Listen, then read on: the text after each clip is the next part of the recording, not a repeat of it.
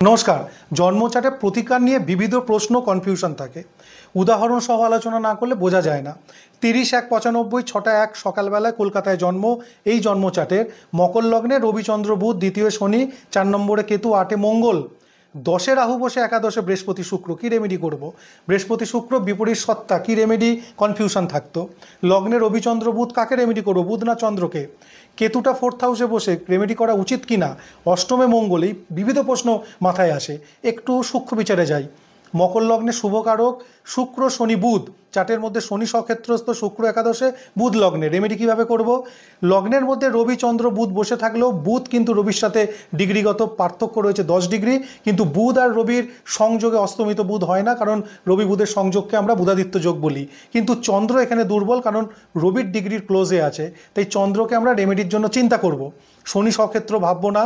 শনির দৃষ্টি আছে কেতুর ওপরে, কিন্তু শনির দৃষ্টি কেতু পড়াতে কেতু দুর্বল হলেও ক্যাটসাই দেওয়া যাবে না, কারণ এই চার্টের মধ্যে কেতু পীড়িত হয়েছে, দুর্বল নয়। পীড়িত কেতুর রেমেডি আলাদা হয়, দুর্বল কেতুর রেমেডি আলাদা হয়। পীড়িত কেতুর জন্য ক্যাটসাই নয়, পান্না রেমেডি করতে হয়।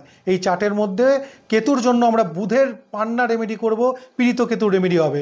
অষ্টমস্ত মঙ্গল থাকলেও এখানে কিন্তু রক্তপ্রবাল দেওয়া যাবে না, কারণ মকর লগ্নের বিপরীত বা বিরুদ্ধ সত্তা মঙ্গল, তাই গৈরিক বা গেরুয়া বা পলাশ প্রবাল বা হালকা রঙের পলা দিতে হবে, যাতে মঙ্গলেরও রেমেডি হবে, কিন্তু লগ্ন তত্ত্বকে আমরা বিভিন্নভাবে ডিসব্যালেন্স করব না।